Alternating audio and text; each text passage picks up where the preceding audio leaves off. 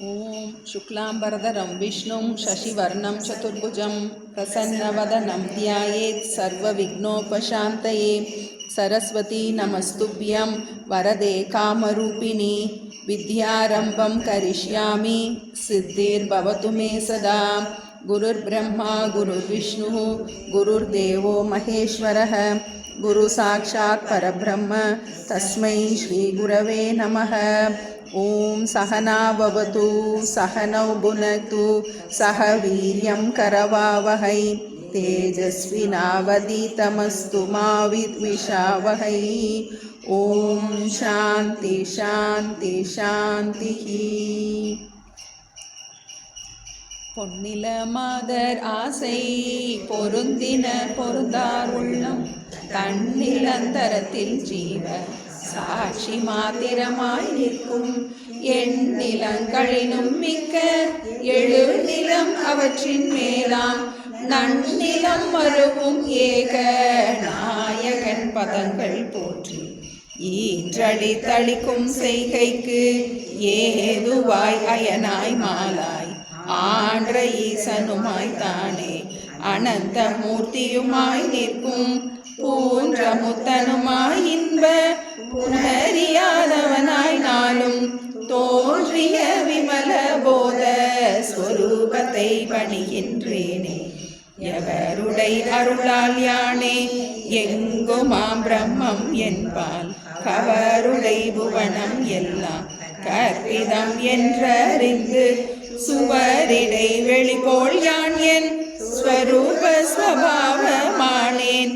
அவருடை பதும பாதம் அனுதினம் பணிகின்றேனே. என்னுடை மனது புத்தி இந்திரிய சரீரம் எல்லாம் என்னுடை அறிவினாலே இரவி முன் இமமே ஆக்கி என்னுடை நீயும் நானும் ஏகமென்றைக்கியம் செய்ய என்னுடை குருவாய் தோன்றும் ஈசனை இறைஞ்சினேனே. அந்தமும் நடுவும் இன்றி ஆதியும் இன்றி வான்போல் சந்ததம் ஒளிரும் ஞான சத்குரு பாதம் போற்றி பந்தமும் வீடும் காட்ட பரந்த நூல் பார்க்க மாட்டா மந்தரும் உணருமாறு வஸ்து தத்துவம் சொல்வேன். வேதாந்தம் என்னும் பார்க்கடல் முண்டு முன்னூல் குடங்களில் நிறைத்து வைத்தார். குறவர்கள் எல்லாம் காய்ச்சி கடைந்தெடு தளித்தேன் இந்த கைவல்ய நவநீதத்தை அடைந்தவர் விடைய மண் தின்று அலைவரோ பசியிலாரே.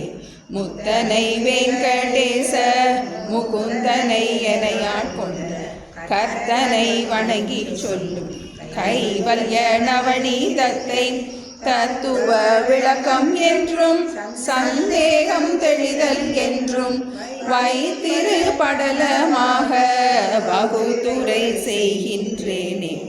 வைத்திரு படலமாக வகுத்துரை செய்கின்றேனே. நரகுழி பறித்து மெல்ல நாட்டிய நெடிய கம்பம் உரமுற குத்தி குத்தி உரைக்கும் உபாயம் போல பரம சிற்சொரூபம் தன்னில் பற்றிய மனோவிருத்தி திறநிலை பெற சந்தேகம் தெளிதலை மொழிகின்றேனே. நற்கருத்துடையோன் ஆகி ஞானவான் ஆகி நின்றோம் மர்க்கட நியாயம் போல மகாபூத விகாரம் தொட்டு நிர்குண விதேக முக்தி நிலை பரியந்தம் சொன்ன சர்க்குரு வினை விடாமல் சந்ததம் அனுசரித்தான். சந்ததம் புருடன் தன்னை சாயை போல் விடாமல் அன்பான் மைந்தனை நோக்கி சாட்சி மாத்திரமாய் நின்றாயோ. சிந்தையில் ஐயம் எல்லாம் தீர்ந்தவோ தெளிவின் உள்ளே அந்தரம் கலந்ததுண்டோ அனுபவம் உரை செய்வாயே. என உரை தருளும் ஆசான் இருபதம் வணங்கி எந்த ஜனனவன் காட்டில் மோக தமதெழு வேத பேய்கள் உணதருள் உதய வெற்பில் உபதேச அருகண் தோன்றி மனவிழி தெரிய ஞான வான்கதிர் பறந்தாள் உண்டோ மனவிழி தெரிய ஞான வான்கதிர் பறந்தாள் உண்டோ மந்திரமூர்த்தி தன்னால் மாற்றிய பேய் போனாலும் எந்திரம் எழுதி கட்டி இனி வரா வகை செய்வார் போல் முந்தி உன் உபதேசத்தால் மோகம் போனாலும் ஐயா புந்தி நின்றுரைக்க இன்னம் புகழும் விண்ணப்பம் உண்டேன் ஆகம பிரமாணத்தால் அறி என்றும் வாக்கு கெட்டாது ஏகமாம் பிரம்மம் என்னும் இதயத்தால் உணர்வாய் என்றும் சோகமா மனதில் கேட்டார் சுயம் ஜோதி என்றும் சொன்னீர் மோகமாம் இரண்டு சங்கை முளைத்தன பறித்தீடீரே மற்றை பிரமாணத்தால் வஸ்து நிர்ணயம் கூடாதே உற்றதோர் விடயம் பூதம் உபயம் என்றாதலாலே குற்றமாம் குணவிசேடம் கூடாமல் இருக்கையாலே இற்றது வாக்கு கெட்டாது என்பதும் அறிவாய் நீயே வாக்கியம் தனக்கெட்டாது வஸ்து என்றுரைத்த வேதம் வாக்கிய விருத்தியால வஸ்துவை காற்றிற்றன்றோ வாக்கியங்களிலே மானம் ஆவதேதென்றாயாகில் வாக்கியம் இரண்டும் மெய்யே மறைகள் பொய்யாது கேளாய் தன்பதி அல்லா பேர்கள் தாமை அல்லன் அல்லன் என்றால் அன்பனை கேட்ட நேரம் அவள் வெட்கி மௌனமானாள் என்பது போல நீக்கி இதன்றி என சேடித்த பின்பர பிரம்மம் தன்னை பேசாமல் காட்டும் வேதம் முந்திய சங்கை தீர மொழிந்ததை அறிந்து கொள்வாய் பிந்திய சங்கை தீர பேசும் உத்தரம் நீ கேளாய் இந்திரியங்களுக்கு ராசன் இதயமாம் அதன் எண்ணங்கள் புந்தியும் மனமும் என்றே புறத்தக துளாவி ஆடும் முகம் போல் கண்ணாடிக்குள் ஒரு முகம் கண்டார் போல சின்மய வடிவின் சாயை சித்து போல் புத்தி தோன்றும்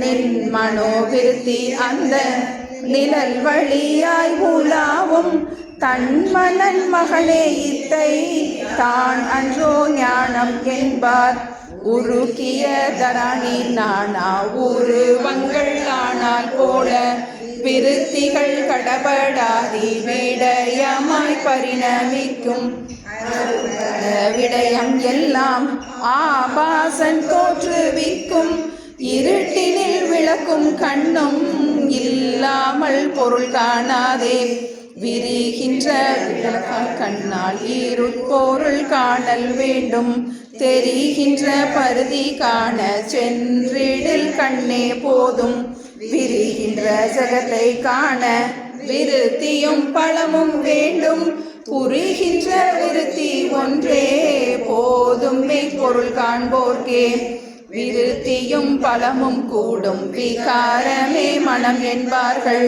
கருத்தெழு விருத்தி வேண்டும் கணக்கினால் மனதில் கெட்டும் வருத்திய பலமாம் இந்த மனதில் கெட்டாது கண்டாய் அறுத்தம் இப்படி என்ற ஐயம் அகன்று நீ தெளிந்திடாயே இப்படி என்ற ஐயம் அகன்று நீ தெளிந்திடாயே. தாண்டவராய சுவாமிகள் கைவல்ய நவநீதத்தில் நமக்கு முதல்ல தத்துவ விளக்கத்தை புரிய வச்சுட்டார். ஜீவ தத்துவம், ஜெகத் தத்துவம், ஈஸ்வர தத்துவம் மற்றும் நம்ம தத்துவமசிங்கிற அந்த மகா வாக்கிய விசாரம் பார்த்தோம். ஜீவன் முக்தர்களுடைய லட்சணங்கள் எல்லாம் நம்ம பார்த்து முடித்ததுக்கப்புறம் இப்போ சந்தேகம் தெளிதல் ஸ்ரவண பகுதி முடிஞ்சிருச்சு. அப்புறம் நமக்கு சந்தேகத்தை தெளிவிப்பதற்காக சந்தேகம் தெளிதல் படலம் பார்த்துக்கிட்டு இருக்கோம். எடுத்தோடனே முக்கியமான கேள்விகளை தொடங்கினார். ஆழமான கேள்விகள் கேட்கப்படும் சிஷ்யனால். சிஷ்யன் என்ன பண்ணுறான், பாடம் முடிஞ்ச உடனே வெளியே போயிடல, இன்னும் அவனுக்கு சந்தேகங்கள் இருக்குது. அதனால் கூடவே இன்னும் ஆழமாக தெரிஞ்சுக்கிறதுக்காக கூடவே இருக்கான்ங்கிறத பார்த்தோம். முதல்ல எடுத்தோடனே ரொம்ப முக்கியமான சந்தேகத்தை கேட்குறான். சாஸ்திர வாக்கியத்தால் அந்த பிரம்மமானது எட்டும்னும் சாஸ்திர வாக்கியத்திற்கு எட்டாதுன்னும் சொல்லப்படுகின்றது. அதுபோல் இந்த மெய்ப்பொருளானது மனதிற்கு எட்டும் என்றும் மனதிற்கு எட்டாது என்றும் சொல்லப்படுகின்றது. எது உண்மை? எட்டுமா எட்டாதா? இன்னும் கண்ணை கெட்டி காட்டில் விட்ட மாதிரி இருக்குது. கண்ணை மூடி நம்ம ஒரு விஷயத்த கிளி அப்படின்னு சொன்னால் கிளி நமக்கு உருவத்துக்கு வருது, நமக்கு மாடு அப்படின்னா மாடு வருது, சேவல், கிருஷ்ணர், எல்லாத்துக்கும் ஒரு ஒரு உருவம் நமக்கு ஞாபகத்துக்கு வருது. பிரம்மம் அப்படின்னு சொல்கிறோம். மனது கெட்டுதா? எட்டலை. மனது கெட்டலைன்னா எப்படி வாயால் சொல்ல முடியும் நமக்கு? நம்ம இதுவரைக்கும் நம்ம பார்த்து அனுபவித்த விஷயங்கள் எல்லாமே என்னது, இந்திரியங்களுக்கு புலப்படுற பொருளாக இருக்குது. அதனால் என்ன பண்ண முடியும், நம்மளால் அதை மனதுக்கும் வாக்குக்கும் எட்டுவதாக இருக்கின்ற.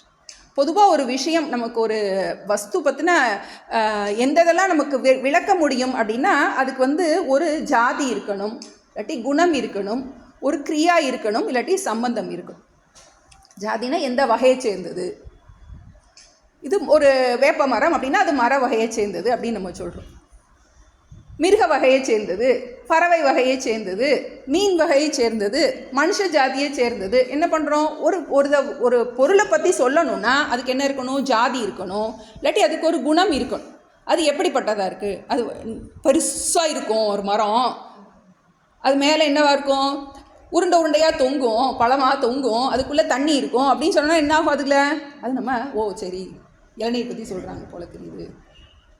அப்போ ஒன்றொன்றுக்கு என்ன பண்ணுறோம், அதை டிஃபைன் பண்ணுறதுக்கு அது எப்படின்னு நம்ம சொல்ல முடியும். ஒரு பொருளை பற்றி டைரெக்டாக இது இப்படி இருக்குது அப்படின்னு சொல்லணும்னா அதுக்கு ஜாதி இருக்கணும், குணம் இருக்கணும், கிரியா. பால் கொடுக்கும் அப்படின்னா என்ன பண்ணுறோம், நமக்கு உடனே டக்கு ஞாபகம், அது என்னது, அது பால் ஊட்டி இனத்தை சேர்ந்தது. முட்டை போடும் அப்படின்னா என்னது, அது பறவை இனத்தை. இப்படி என்ன பண்ணுறோம், ஏதோ ஒன்று, ஜாதி, குண, கிரியா, சம்பந்தம். எதோடைய சம்பந்தம், இன்னாருடைய பேத்தி, இன்னாருடைய மகா அப்படின்னு என்ன பண்ணுறோம், இதுக்கு ஒரு சம்பந்தம் சொல்கிறதுக்கு உலகத்தில் இருக்க எல்லா பொருளுமே இப்படி தான் இருக்குது. இப்போ பிரம்மம் கண்ணை மூடினா ஒன்றுமே வர மாட்டேங்குது. அதை என்ன பண்ண முடியாது, இப்படின்னு அதனால வாக்கினால் சொல்ல முடியாது. அப்புறம் எப்படின்னு சொல்கிறது அப்படிங்கும்போது என்ன பண்ணுறோம், நேரடியான வாக்கினால் சொல்ல முடியாது, வாட்சியார்த்தத்தினால அதை என்ன பண்ண முடியாது, சொல்ல முடியாது. லட்சியார்த்தத்தினால புரிஞ்சிக்கோ. எப்படி புரியுறது, எதனால் வாக்கு உண்டாகின்றதோ, எதை வாக்கினால் சொல்ல முடியாதோ அதுதான் அது அப்படின்னு. எதனால் வாக்கு உண்டாகின்றதோ, எதை வாக்கால் சொல்ல முடியாதோ அதுதான் அது. எதை மனதினால் சிந்திக்க முடியாதோ, எதனால் மனம் சிந்திக்கின்றதோ அதுதான் அது. வார்த்தை இருக்கு, ஆனால் அது என்னது, நேரடியாக சொல்லலை. அப்போ வாட்சியார்த்தத்தினால புரிஞ்சிக்க முடியாது, லட்சியார்த்தத்தினால மட்டும்தான் புரிஞ்சிக்க முடியும். வாட்சியார்த்தத்தினால இதுன்னு நம்ம ஒரு பொருள் சொல்கிறோம் அப்படின்னா அது இந்திரியங்களுக்கு வசப்பட்டதாக இருக்கணும் நமக்கு. அப்படிப்பட்டதை தான் என்ன பண்ண முடியும், டைரெக்டாக சொல்ல முடியும். இப்போ இது என்ன பண்ண, டைரெக்டான வார்த்தைனால சொல்ல முடியாது, இன்டைரக்டாக சொல்கிறது.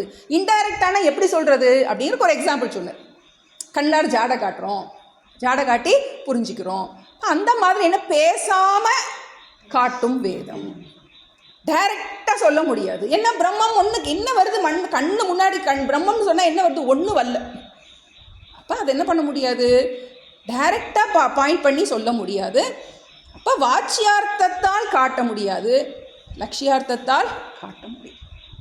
நேரடி வாக்கியத்தால் புரிஞ்சிக்க முடியாது, அது குறிப்பாக புரிந்து கொள்ள முடியும். அதுதான் முதல் கேள்விக்கு ஆன்சர். முதல்ல ரெண்டு இருந்து, அதில் முதல் கேள்வி ரெண்டு பகுதி இருக்குது. வாக்கிற்கு எட்டுமா எட்டாதா?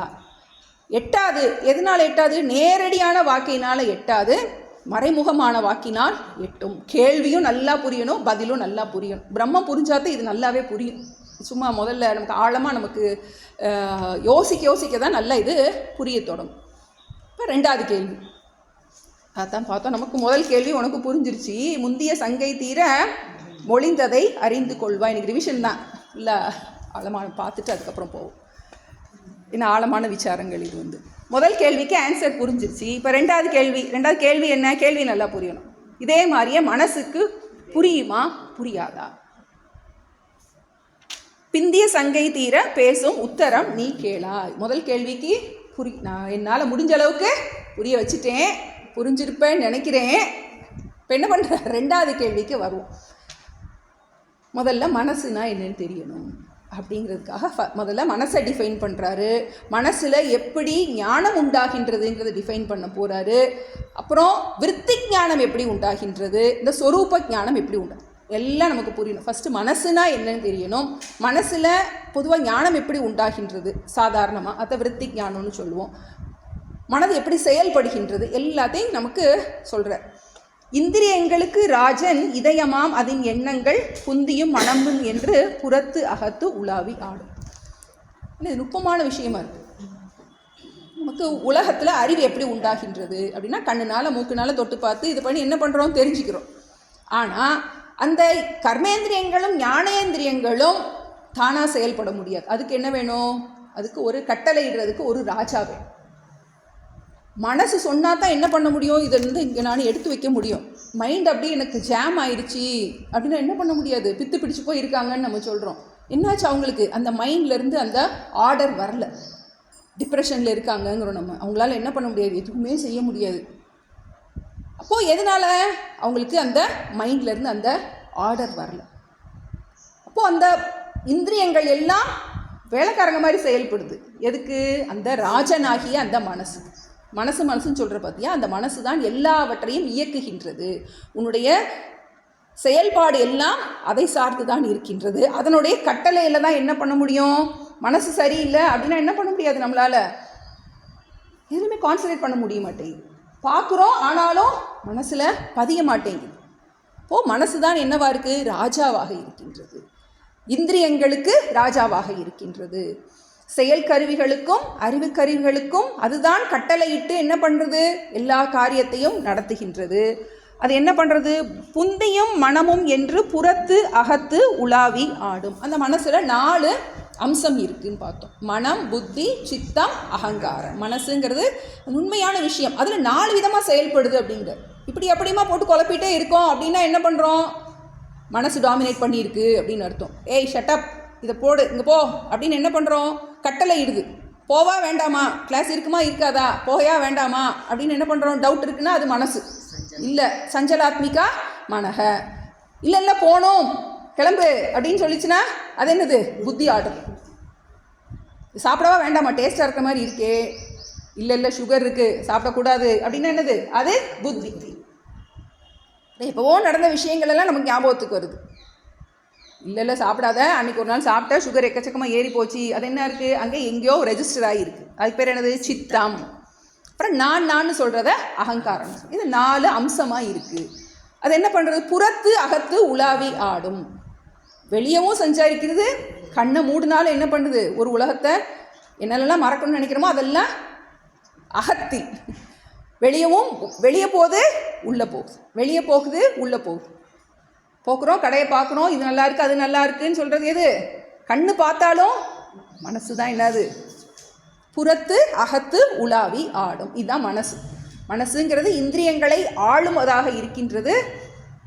எங்கனாலும் நினச்ச இடத்துல போக முடியாதால. இப்போவே அமெரிக்கா அப்படின்னா போயிட முடியும். புறத்து அகத்து உலாவி ஆடும். கண்ணை மூடியும் இருக்க முடியும், கண்ணை மூடி ஒரு உள்ளுக்குள்ளே அமெரிக்காவை கொண்டு வர முடியும். இப்போது அது என்ன பண்ணுறது? இப்படி வாயு வேகம் மனோவேகம்னு சொல்கிறோம். இப்படிப்பட்டதாக இருக்கின்றது. மனசுனா ஃபஸ்ட்டு என்னன்னு புரிஞ்சுக்கோ.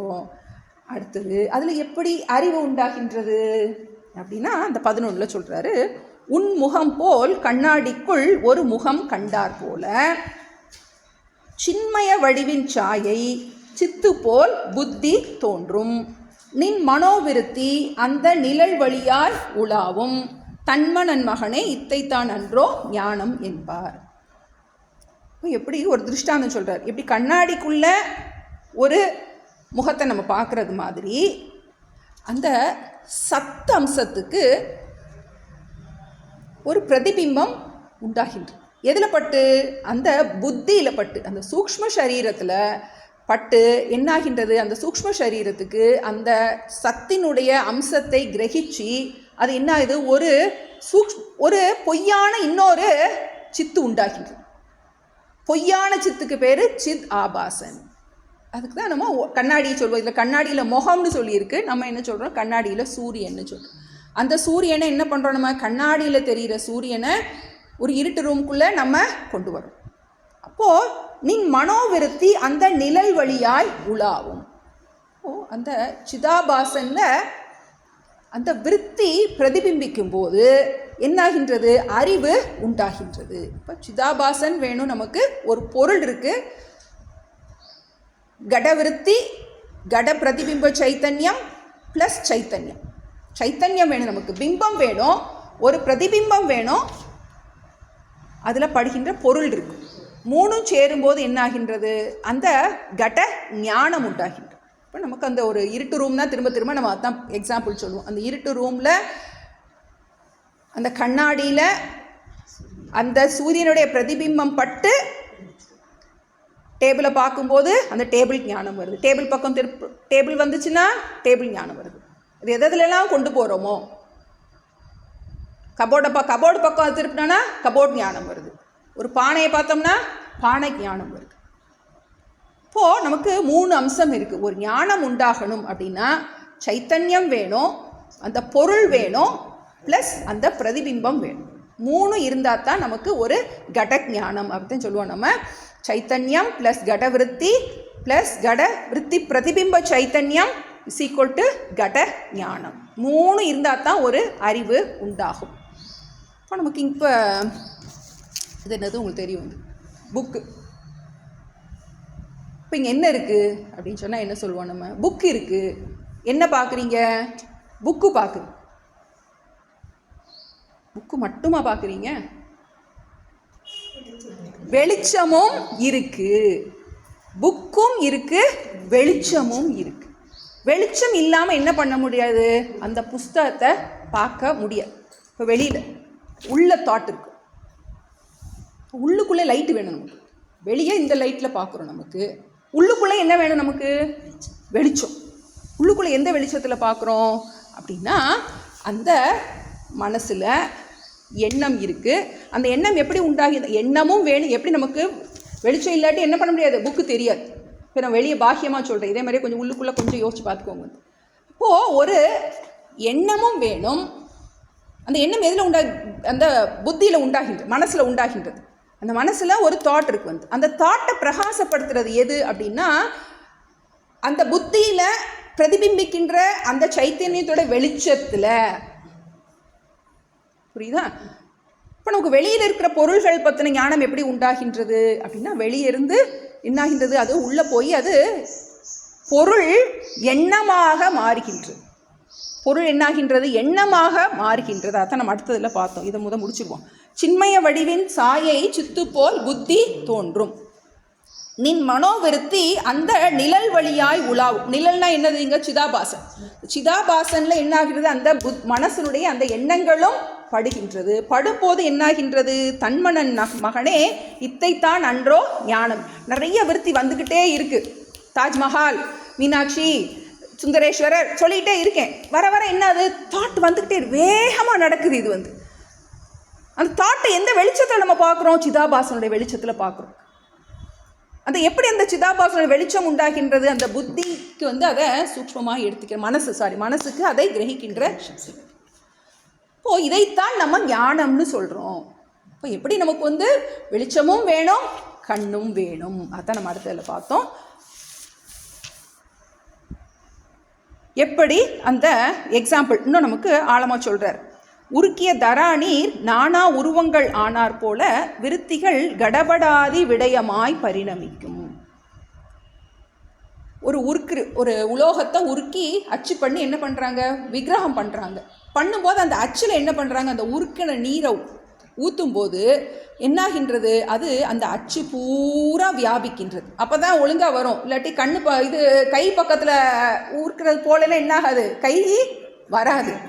இப்போ அதே மாதிரி நம்ம ஒரு பொருளை பார்க்கும்போது, இப்போ நான் ஒருத்தவங்களை பார்க்குறேன்னா முழுமையாக பார்க்கணும், பாதி மட்டும் பார்த்தா கை தெரியாது நமக்கு. அப்போது நம்ம என்ன பண்ணுறோம், அது என்னது, முழுமையாக வியாபிக்கின்றது. விருத்திகள் கடபடாதி விடயமாய் பரிணமிக்கும். இப்போது வெளியிருந்து நமக்கு மனசு என்ன பண்ணுது, அந்த சிதாபாசன் தன்னுடைய சக்தினால் வெளிவந்து அது என்ன பண்ணுது, எல்லா பொருள்களையும் வியாபிக்கின்றது. அப்போது என்னாகின்றது, அந்த பொருள் எண்ணமாக டிரான்ஸ்ஃபர் பரிணமிக்கின்றது. அரும் பல விடயம் எல்லாம் ஆபாசன் தோற்றுவிக்கும். பல ஆபாசன்னு கொடுத்துருக்கு. விருத்தி வியாப்தி பல வியாப்தின்னு நம்ம சொல்லுவோம். இப்போ நமக்கு எப்படி ஒரு இதை பார்க்குறதுக்கு வெளிச்சமும் வேணும் கண்ணும் வேணுமோ, அதுபோல் ஒரு அறிவு உண்டாவதற்கு அந்த எண்ணமும் வேணும், அந்த எண்ணத்தை ஒளிர்விக்கின்ற சிதாபாசனும் வேணும். அதனால தான் அதுக்கு பல சைத்தன்யம்னு சொல்கிறோம். பல சைத்தன்யம் அப்படின்னா ஞானமாகிய பலனை அந்த சிதாபாசன் இல்லைன்னா நம்ம அனுபவிக்க முடியாது. விருத்தியும் வேணும், இந்த சிதாபாசனும் வேணும். நமக்கு ரெண்டும் இருந்தால் தான் ஒரு பொருள் பற்றின அறிவு நமக்கு உண்டாகும். இருட்டினில் விளக்கும் கண்ணும் இல்லாமல் பொருள் காணாதே. இப்போ முதல்ல அவர் மனதுக்கு எட்டுமா எட்டாதாங்கிறத கேள்வி. மனதிற்கு புறப்பொருள்கள் பற்றின ஞானம் எப்படி வருதுன்னு புரிஞ்சதுக்கு அப்புறமா தான் நமக்கு பிரம்மங்கிறது அறியப்படும் பொருள்களை பற்றின அறிவு, புறப்பொருள்ங்கிறது. இப்போ பிரம்மம் ஆத்மாங்கிறது அறிபவனை பற்றிய அறிவு. இப்போ முதல்ல நமக்கு ரெண்டுக்கும் இருக்கிற வித்தியாசம் முதல்ல புரியணும். மனசிற்கு எப்படிலாம் பொருள்கள் எட்டும் அப்படின்னா, புறப்பொருள் எல்லாம் நம்ம மனசுக்கு எட்டும். எப்படி புறப்பொருள் எட்டுகின்றது அப்படிங்கிறத இதை மெக்கானிசம் சொன்னார். எப்படி ஒரு உலோகத்தை உருக்கி அதுக்குள்ளே இது பண்ணும்போது முழுமையாக வியாபித்து அது என்ன பண்ணுது, விஷயமாக பரிணமிக்கின்றது. அதுபோல் எந்த பொருளானாலும் அது என்னாகுது, எண்ணமாக மாறி அந்த எண்ணத்தை சிதாபாசன் ஒளிர்விக்கின்றது. ஒளிர்விக்கும் போது அந்த ஞானம் நமக்கு உண்டாகின்றது. இப்போ நமக்கு என்ன வேண்டியது இருக்குது, ஒரு பொருளும் வேணும், அந்த சிதாபாசனுடைய அனுகிரகமும் வேணும். அப்போ தான் உள்ள நமக்கு அது புரியும். சூக்ஷ்மமான விஷயங்கள். இருட்டினில் விளக்கும் கண்ணும் இல்லாமல் பொருள் காணாதே. இந்த 12வது பாட்டில் இருக்கிற அந்த கடைசி வரி, இருட்டினில் விளக்கும் கண்ணும் இல்லாமல் பொருள் காணாதே. விளக்கும் வேணும் கண்ணும் வேணும். அந்த கடைசி வரியை அடுத்த பாட்டில் இன்னும் கொஞ்சம் நல்லா எக்ஸ்பிளைன் பண்ணுறார். எரிகின்ற விளக்கால் கண்ணால் இருட்பொருள் காணல் வேண்டும். தெரிகின்ற பருதி காணச் சென்றிடில் கண்ணே போதும். விரிகின்ற ஜெகத்தை காண விருத்தியும் பலமும் வேண்டும். புரிகின்ற விருத்தி ஒன்றே போதும் மெய்ப்பொருள் காண்போம்.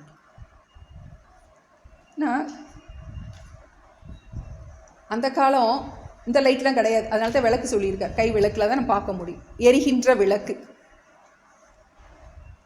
விளக்கும் கண்ணும் இருந்தால் இருட்டில் பொருளை பார்க்க முடியும். சரி, சூரியன் எப்படி பார்க்குறோம் அப்படின்னா, இன்னொரு டார்ச் அடித்து பார்க்க வேண்டிய அவசியம் இல்லை. எதனால? அது சுயம் ஜோதி. அப்போ தெரிகின்ற பருதி காண சென்றிடில் கண்ணே போதும். விரிகின்ற ஜெகத்தை காண விருத்தியும் பலமும் வேண்டும். விரிகின்ற ஜெகத், அறியப்படு பொருளாக உள்ள இந்த ஜெகத், புறத்தில் நாம் பார்க்கின்ற இந்த ஜெகத்து, அதை பார்க்கறதுக்கு என்ன வேணும் நமக்கு? விருத்தி வியாப்தியும் வேண்டும், பல வியாப்தியும் வேண்டும். வியாப்தினா வியாபகம். இந்த விருத்தியினுடைய வியாபகமும் வேண்டும், அந்த சைத்தன்யத்தினுடைய அனுகிரகமும் வேண்டும். ரெண்டும் இருந்தால் தான் என்ன பண்ண முடியும்? ஒரு புறப்பொருளை பற்றிய அறிவு உண்டாகும். எதுக்காக இதை கொண்டு வர்றாரு அப்படின்னா, நம்ம படித்ததுக்கப்புறம் இன்னும் ஏதோ பண்ணணுமோ அப்படின்னு நம்ம நினைப்போம். ஏதோ ஒரு அனுபவம் நமக்கு வேணுமோ அப்படிங்கிற கேள்வி வர தொடங்கும். நிதித்தியாசனம் பண்ணும்போது நம்ம பார்ப்போம்,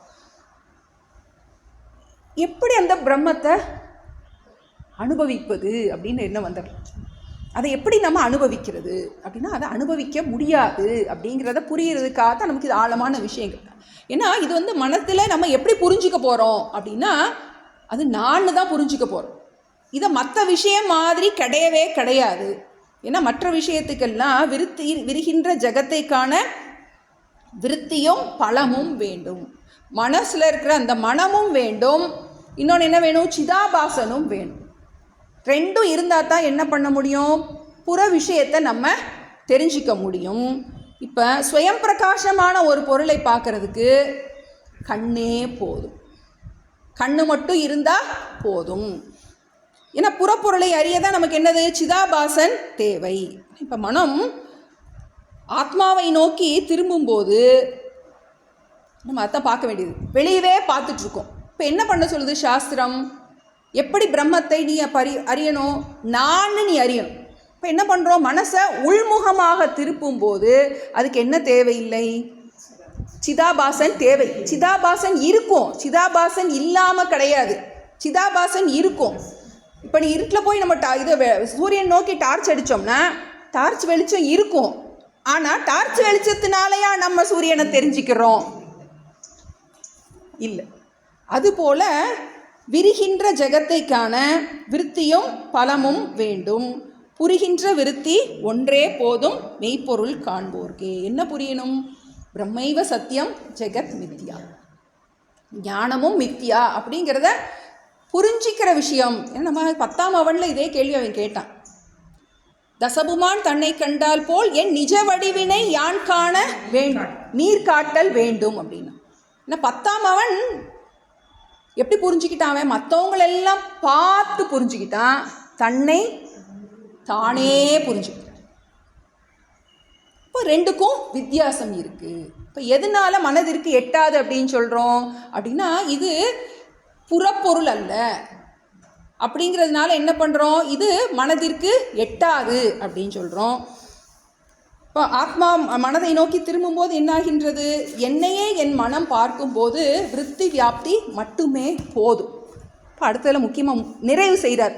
ஏன்னா இது டிஃப்ரென்ஸ் நமக்கு தெரியும். 14 விருத்தியும் பலமும் கூடும் விகாரமே மனம் என்பார்கள். கருத்தெழு விருத்தி வேண்டும் கணக்கினால் மனத்திற்கு எட்டும். எந்த மனதுக்கு எட்டும், வருத்திய பலமாம் இந்த மனதிற்கு எட்டாது. அர்த்தம் இப்படி என்று ஐயம் அகன்று நீ தெளிந்திடாயே. விருத்தியும் பலமும் கூடும் விகாரமே மனம் என்பார்கள். மனம்னா இங்க ஞானம். விருத்தியும் வேணும், அந்த விருத்தியும் வேணும், சிதாபாசனும் வேணும். ரெண்டும் சேரும்போது தான் என்னாகின்றது, ஞானம் உண்டாகின்றது, அறிவு உண்டாகின்றது. கண்ணும் வேண்டும், விளக்கும் வேண்டும். கருத்தெழு விருத்தி வேண்டும் கணக்கினால் மனத்திற்கு எட்டும். ஏன்னா இப்போ நம்ம அதனால தான் நமக்கு யோக பரமாக நம்ம சொல்கிறதுக்கு இல்லை, எண்ணம் இல்லாத நிலையில் உனக்கு இது புரியும்னு நம்ம சொல்கிறது கிடையாது. நமக்கு இப்போ கருத்து எழு விருத்தி, பலவிதமான மனோவிருத்திகள் இருக்கின்றது. அந்த கோணத்தில் பார்க்கும்போது இதை மனத்திற்கு எட்டும்னு சொல்கிறேன். என்னால் புரிஞ்சிக்க முடியுது, நான் இருக்கேங்கிறது என்னால் புரிஞ்சிக்க முடியுது.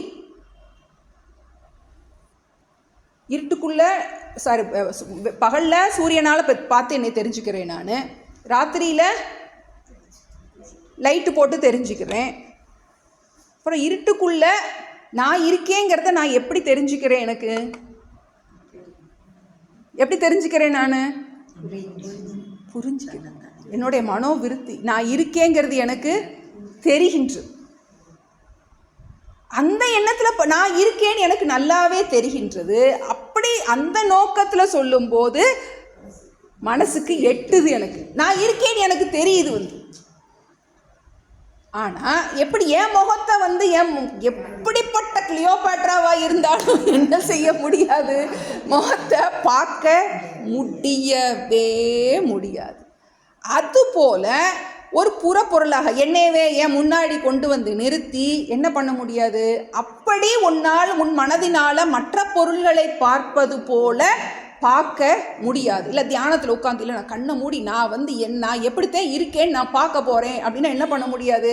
அதை ஒரு நாளும் ஒரு புறப்பொருளாக பார்க்க முடியும். தியானத்தில் உட்காந்து என்ன நான் இருக்கேன்னு எனக்கு புரியத்தான் செய்யுமே ஒழிய, இல்லை அது ஒரு லைட்டு மாதிரி நான் இருக்கேன், நான் ஆத்மாவை பார்த்தேன், நான் லைட்டு மாதிரி பார்த்தேன் அப்படின்னா நம்ம என்ன சொல்லுவோம், லைட்டை பார்த்தது யாரு, அதுதான் நீ அப்படின்னு சொல்லுவோம்.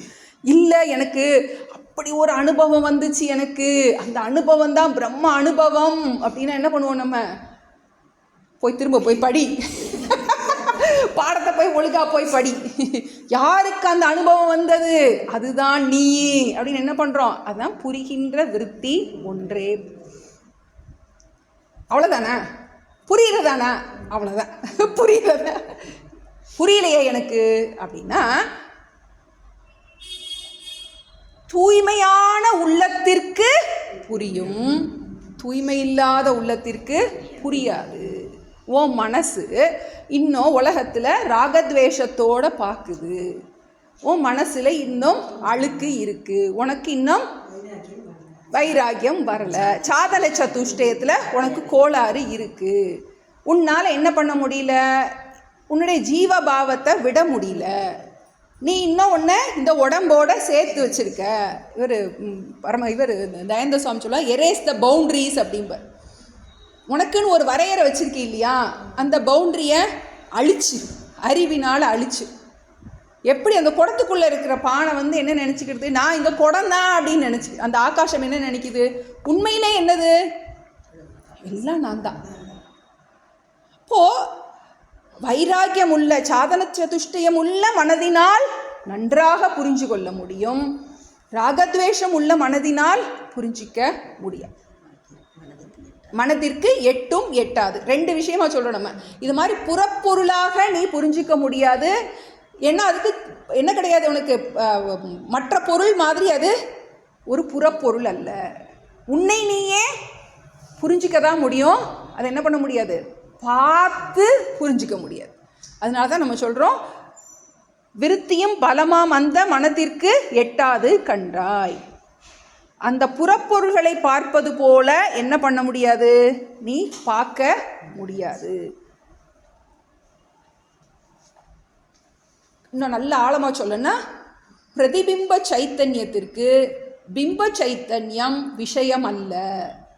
பிரதிபிம்ப சைத்தன்யத்திற்கு பிம்ப சைத்தன்யம் விஷயம் அல்ல.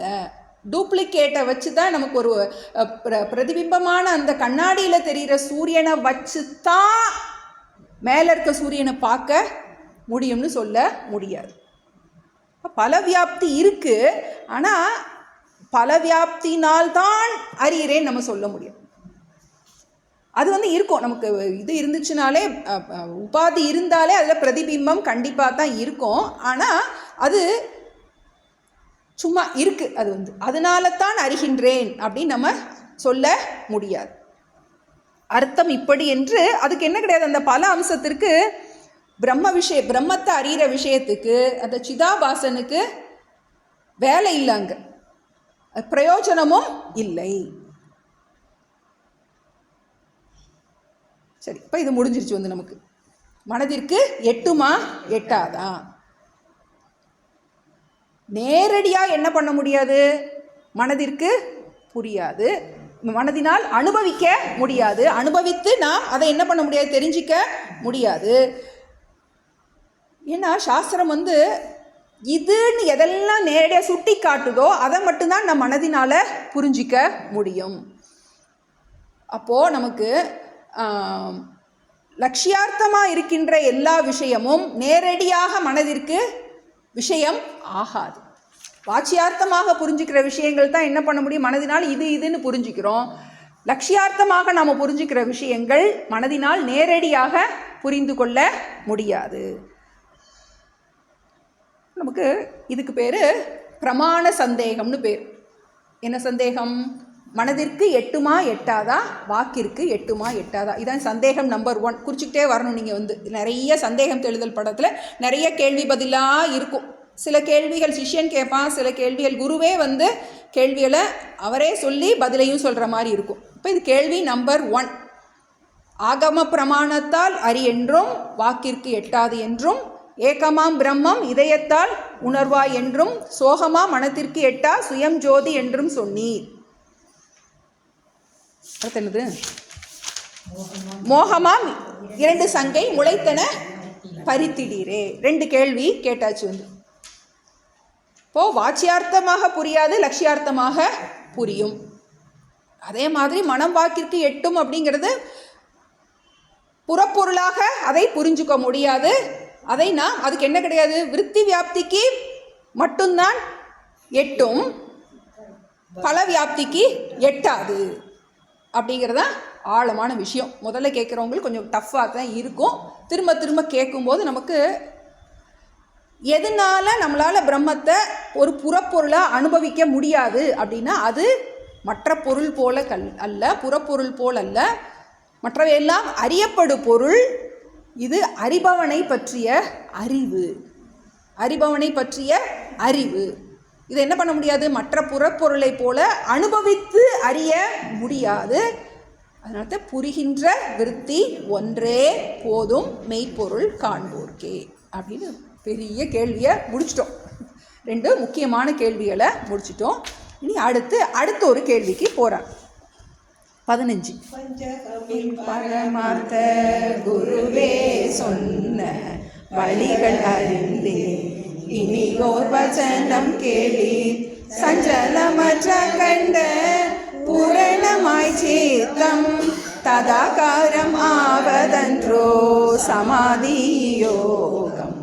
உஞ்சலை ஒத்தலைவது தன் ஸ்வபாவமாகி ஒரு கணத்தில் பல உலகாய் ஒலிக்கும் இந்த நெஞ்சகம் வஸ்துவில் அசையா நிவாத தீப நிலை அடைவதெப்படியோ நீர் சொல்வீரே.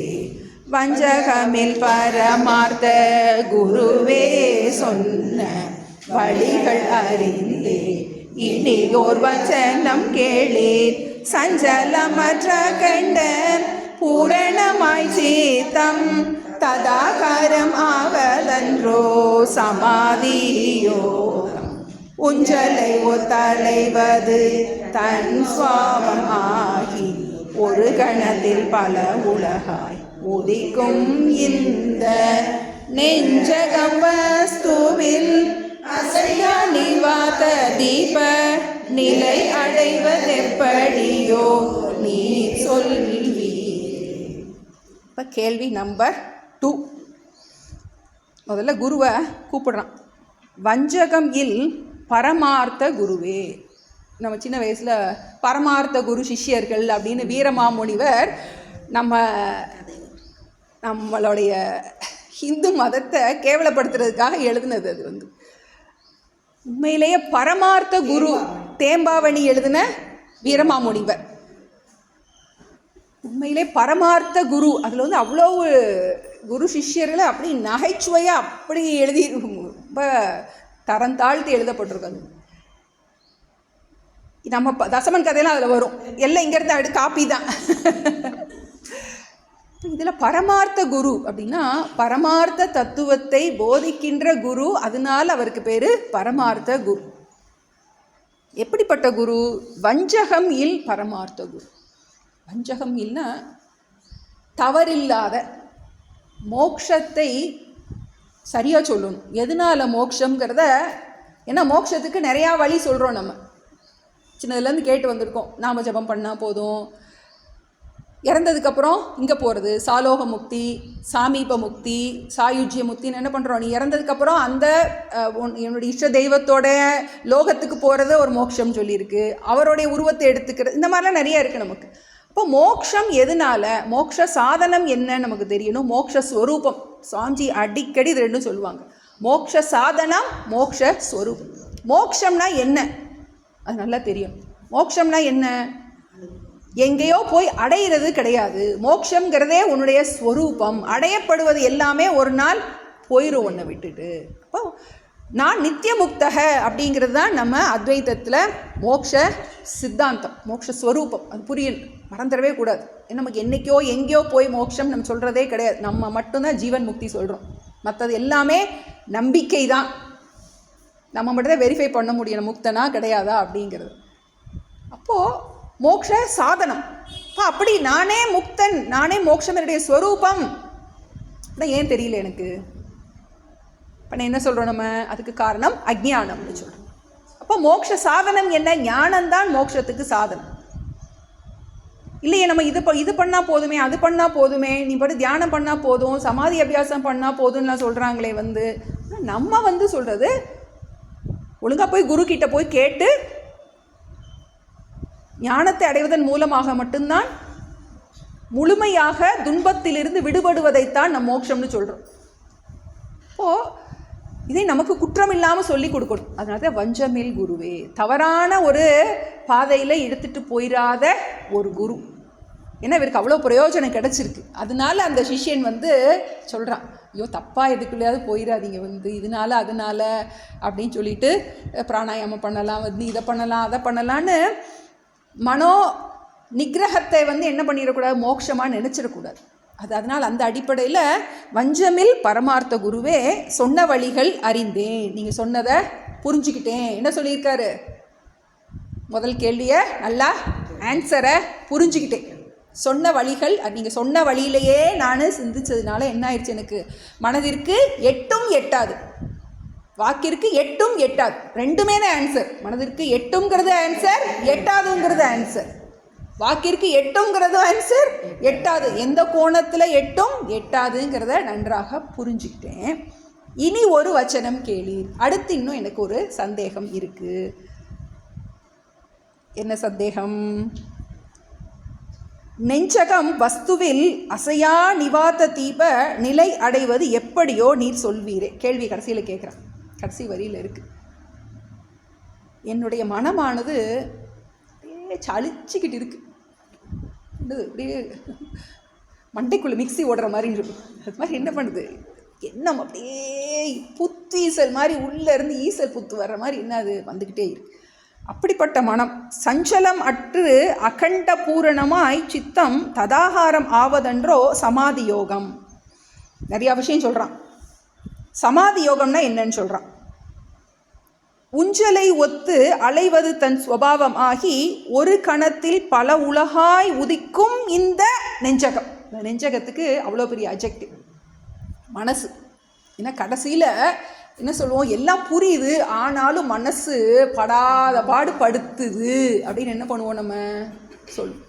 அதே மாதிரி அவன் உஞ்சலை ஒத்து, உஞ்சல்னா என்னது, ஊஞ்சல் என்ன பண்ணுது, இங்கிட்டும் அங்கிட்டும் ஆடுது, அலைக்கிழுத்து விக்ஷேபமுடைய ஒரு இடத்துல நிற்க மாட்டேங்குது. ஒரு இடத்துல நின்னா என்ன பண்ண நிற்க மாட்டேங்குது, இதை போயிட்டு அப்படியே. அதுக்காக என்ன பண்ணுறோம், தப்பிச்சு ஃபோனை தூக்கிடுறோம் ஏன்னா நம்ம மனசோட நம்மளால் குடித்தனம் பண்ண முடியல. அவ்வளோ என்ன பண்ணுது, இதை யோசிக்குது அதை யோசிக்க, அந்த பிரச்சனை இந்த பிரச்சனை யோசிச்சுட்டே இருக்கு. அப்போது உஞ்சலை ஒத்து ஒரே அலைப்பாய்வதே சுபாவமாகிய ஒரு கணத்தில் பல உலகாய் உதிக்கும் இந்த நெஞ்சகம் ஒரு நிமிஷத்தில் சிட்னி போயிடுது, ஆஸ்திரேலியா போகுது, அங்கே போகுது, இங்கே விட அங்கே இருக்கிற எந்த சொந்தக்காரன் இங்கே இருக்கு இந்த சொல்கிறாங்க, அவங்க என்ன பண்ணுது, பல உலகாய். திருவள்ளுவர் எழுதுவார், ஒரு பொழுதும் வாழ்வது அறிவார் கருதுப கோடியும் அல்ல பல். நிமிஷத்தில் என்ன கோடிக்கணக்கில் நமக்கு உண்ணுவது ஒரு நாளி, உடுப்பது 4 முழம், எண்ணுவது 80 கோடி. கரெக்டாக சொல்கிறேன் என்ன? அப்போது எண்ணங்கள் பாடாப்படுத்துது. எல்லா விஷயம்லாம் நல்லா அப்படி தெளிவாக புரியுது, தத்துவ விளக்கத்தில் அப்படி புரிய வச்சுட்டார். ஆனாலும் மனசில் நிம்மதிங்கிறது இல்லவே இல்லை அப்படின்னு நம்ம சொல்கிறோம். அப்படி இருக்கிற மனசு வஸ்துவில் அசையா நிவாத தீப நிலை அடைவது எப்படியோ. எல்லாம் புரியுது, ஆனால் மனசு என்ன பண்ணுது, படாத பாடுபட்டு. அப்படிப்பட்ட மனசு இதைத்தான் என்ன பண்ணுறான் அர்ஜுனன் கேட்குறான். சஞ்சலம் ஹி மன கிருஷ்ண பிரமாதி பலவத் திருடம் அப்படிங்கிறான். என்ன பண்ணுது, பிடிச்சி இழுக்குது.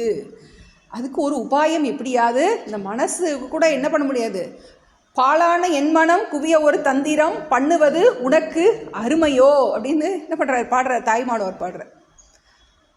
ஏன்னா இது மனசோட போராட்டத்தின் காரணமாக தான் நம்ம என்ன சொல்கிறோம், எத்தனை முறைதான் கற்கினும் கேட்கினும் என் இதயம் ஒடுங்கவில்லையே, ஒடுங்க மாட்டேங்குதே, என்ன பண்ணுறது, எல்லாம் புரியுது புரியுது, ஆனால் என்ன பண்ணுறோம், நிம்மதி இல்லையே அப்படின்னு என்ன பண்ணுறோம். அப்போது வஸ்துவில் அசையா நிவாத தீபம், நீ வாத்த தீபம், வாதம்னாலே காற்று, வாதம் வந்துருச்சு அப்படின்னா என்ன அர்த்தம் அப்படின்னா, அந்த பகுதியில் பிராணவாயு சரியாக போகலைன்னா அதுக்கு பேர் தான் வாதம். நீ வாத்தம்னா காற்றில்லாத, நிவாத்த தீபம். கீதையில் படிக்கிறோம், யதா தீபோ நிவாதஸ்தக, எப்படி அசைவில்லாமல் காற்றுக்கு அசையாத தீபம் மாதிரி என் மனசு அப்படியே பிரம்மாக்கார விருத்தியிலே இருந்தால் எவ்வளோ நல்லா இருக்கு. அந்த நிலை அடைவது எப்படி, சமாதி யோகத்துக்கு டெஃபினிஷன் கொடுக்குறாரு. சஞ்சலம் அற்று அகண்ட பூரணமாய் சித்தம் ததாகாரம் ஆவதன்றோ சமாதி யோகம். சமாதி அபியாசத்தில் என்ன ஆகுது, நமக்கு மனசு இல்லாமல் போயிடுது. மனசு எங்கே போயிடுது, தத் ஆகாரமாக போயிடுது. தத்துனா என்னது, பிரம்மம். தத்துனா பிரம்மத்துக்கு ஒரு பொருள். நல்ல தியானம் பண்ணி என்னது, மனசு அடங்கி போயிடுது. மனசு தத் ஆகாரம் ஆயிருக்கு, மனசே முழுமையாக அடங்கி இருக்கு. சஞ்சலம் அற்று, இந்த சலசலப்பு எல்லாம் இல்லாமல் அமைதியாக எதில் ஒடுங்குது, அகண்ட பூரணமாய் அந்த அகண்டாகார வஸ்துவையே நினச்சி மனம் இல்லாமல் போதே, அதுக்கு பேர் தானே சமாதி யோகம். ஆனால் என் மனசு என்னாது, உஞ்சலை ஒத்து அலைவது தொன் சுபாவமாகி ஒரு கணத்தில் பல உலகாய் உதிக்கும் இந்த நெஞ்சகம் எப்படியாவது அசையா நிவாத்த தீப நிலை அடைவது எப்படியாவது என் மனசை என்னது, பாலான என் மனம் குவிய ஒரு தந்திரம். அதுதான் கேட்குறேன். அதை எனக்கு எப்படியாவது நீங்கள் சொல்லி கொடுங்க அப்படின்னு ஒன்று. வெயிட், ஒரு வாரம் கழித்து சொல்கிறேன் அப்படின்னு 16, 17, 18 3 பாட்டில் இந்த மனசனுடைய தன்மையை ஃபஸ்ட்டு புரிஞ்சிக்கோ, அது எப்படிப்பட்டது, அதை என்ன 3 பாட்டில் அடுத்து சொல்ல போகிறாரு. நம்ம அடுத்த கிளாஸில் பார்ப்போம். இதை பாராயணம் பண்ணிடுவோம். வஞ்சமில் பரமார்த்த குருவே சொன்ன வழிகள் அறிந்தே இனியோர் வசனம் கேளே, சஞ்சலமற்ற கண்ட பூரணமாய் சேத்தம் ததாகாரம் ஆவதன்றோ சமாதி யோகம். உஞ்சலை ஒத்தலைவது தன் சுவாவமாகி ஒரு கணத்தில் பல உலகாய் உதிக்கும் இந்த நெஞ்சகம் வஸ்துவில் அசைய நிவாத தீப நிலை அடைவதெப்படியோ நீ சொல்வீரே. ஐயனே எனது உள்ளே நின்று அனந்த ஜென்மங்கள் ஆண்ட மெய்யனே உபதேசிக்க வெளிவந்த குருவே போற்றி, உய்யவே முக்தி நல்கும் உதவிக்கோர் உதவி நாயேன் செய்யுமாறொன்றும் காணே திருவடி போற்றி போற்றி, செய்யுமாறொன்றும் காணேன் திருவடி போற்றி போற்றி. ஓம் பூர்ணமத பூர்ணமிதம் பூர்ணாத் பூர்ணமுதச்யதே பூர்ணஸ்ய பூர்ணமாதாய பூர்ணமேவாவசிஷ்யதே. ஓம் சாந்தி சாந்தி சாந்திஹி. ஹரிஹி ஓம். ஸ்ரீ குருப்யோ நமஹ. ஹரிஹி ஓம்.